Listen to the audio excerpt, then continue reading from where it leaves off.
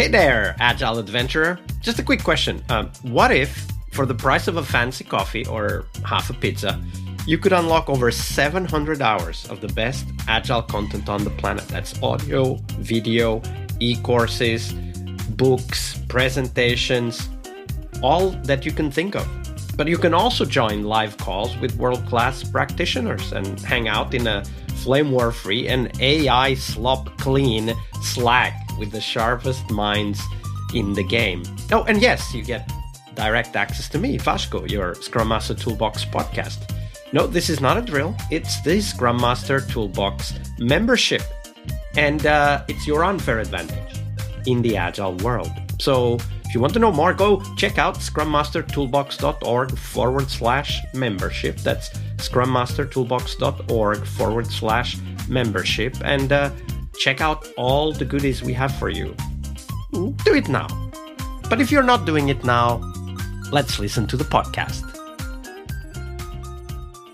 Hello, everybody. Welcome to our Success Thursday. This week we have with us Maria Skvortsova. Hey, Maria. Welcome back. Hello. Hello. So Thursday is Success Day, of course, but before we jump into the success definition, share with us, Maria, what's your favorite Agile retrospective format and why? Yeah. So actually, I would say that I'm a big fan of the good retrospectives. And I try to be as much creative as possible when I create the retrospective. So I try them to be different. And I found for myself the very interesting tool. There are different kinds of it, but I will name one. It's not an advertisement. It's just something that I used. It's Mentimeter. So it's kind of interactive slides. Maybe you saw it before. I really like it for the retrospectives because people can grab their phones, grab their coffee or tea, relax in the chair, and start like putting their ideas, have some interaction, and so on. And so they feel more relaxed, that they just can switch off from the work and concentrate more on what's going on. And you can come up with different ideas there, like start with some game. I know that people, I realized that people really like games at the beginning. So instead of asking them to write one word about the sprint or something like this, they would prefer to have some quiz. I normally prepare 5-6 questions to different topics like films, music, whatever. And sometimes I even ask them what they want to play next time. And I try always to keep the structure according to Derby lesson model. So it contains 6 areas there in the retrospective. So the first is opening. I just explained what I normally did. Then I show them an objective data. I always start my retrospectives with the objective data. I show them burn downs, the number of defects found during the sprint, and other metrics that I have, so they can see from their side to this objective data. Then subjective data, so they collect their ideas, different approaches, and then we generate insights. So why things happen this way, and this is some next thing that we do. And then we try to collaborate and decide what we do. And if I have a big team like this, for like now, I normally use breakout rooms. Is it Teams? Is it Zoom? Is it whatever? They normally everything offers the breakout rooms, but I never allow people to talk all 17 or make a round table because it takes a lot of time and doesn't bring a lot of value. People are tired. And often you get a couple of people that talk a lot, like me, for example, and then not a lot of people who don't talk at all. Yes, that's also the problem I have. And I also solve it using the breakout room. When you have the pair, it's not possible not to talk if you are in pair. So you have to talk, and it really helps. And at the end of each retrospective, I always do a return on investment, like voting. It's for me. I need to understand if the retrospective was good for the team, if it was not good for the team. So for me, it's very important to understand, to get the feedback, because in Agile, we always targeting the closer feedback loops. That's why I closed this feedback loop for myself in the retrospective. Absolutely. And if we talk about the formats, I really like the prisoner, vacationer, shopper, explorer retrospective. And my favorite is stinky fish. So the Stinky fish. Oh my God. Yes, stinky fish. Yes, it is like a metaphor for the things that we are trying to hide. But the longer we hide it, the stinker it is in the room. So it's kind of variation of elephant in the room that we're trying to hide. But here is the fish that is stink. And we have to put it on the table and admit that it stink and talk about this. So this is, I normally keep it till the time where I see that there is a fish and we need to pull it out, and I do this retrospective. So I really like the Absolutely. metaphor, We'll put the link to all of those great references in the show notes for people to go and check them out. And now we turn our attention to the success definition. So share with us, Maria, what does success mean for you as a Scrum Master? It's very tough question, actually. And I know that on interviews, when you need to interview, I mean, job interviews, they often ask this question. I was thinking a lot. And what I should definitely say that for me, it's definitely not the green reports.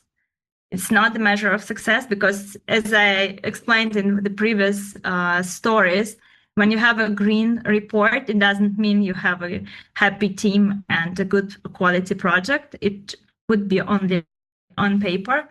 And also what is not a measure of success is yes pattern, when we say yes to everything. So we get new requirement, yes, we will take it. New thing, yes, we will do this, without trying to understand that it can break the team, it can overload, burn out in the teams, and all these things. So what is important for me is that team can have a healthy conflict. It is important to have the atmosphere where the developer can honestly say to the product owner that the story or feature is not ready, and we will not take this one into the sprint. And it won't be blamed. This person won't be blamed, but he will be. There will be discussion around. We will find the solution. We will find together.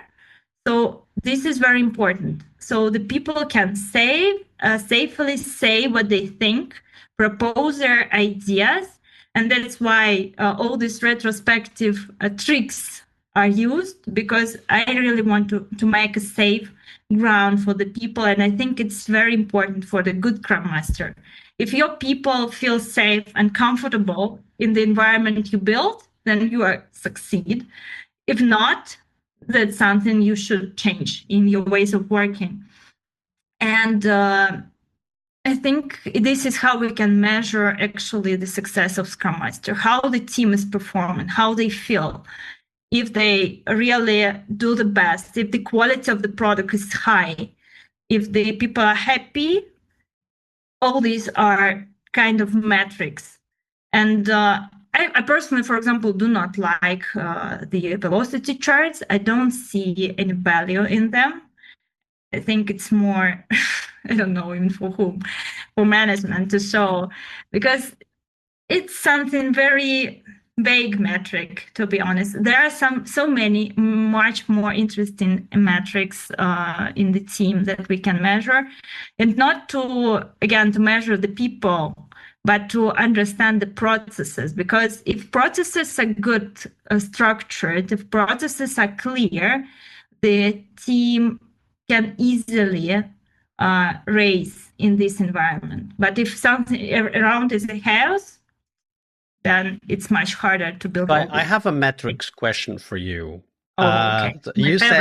You said one of the most important things is to know whether people feel safe in their interaction with each other, and I guess other teams and management and so on. How do you keep track of that as a Scrum Master? So first of all, on the retrospective, I do have some retrospectives in my pocket where we can measure somehow the psychological safety. For example, this vacation shopper prisoner explorer is a good example of this. If most of the team members are prisoners on the retrospective, it means they are prisoners on the all other events and in the sprints and in the team. So they have to be there because they have to be there, not because they want it to be there. So this is a good thing. And also, if I see that people communicate, as I said, there is a healthy conflict. Very important to have a healthy conflicts between the team members. If they start discussing, if they start arguing without anger, but to make it constructive, sorry. Constructive, yes. Constructive, yes. If they make the discussion constructive and this dialogue is constructive, that it means that they feel safe. And, I worked a lot with different cultures, different people from different cultures.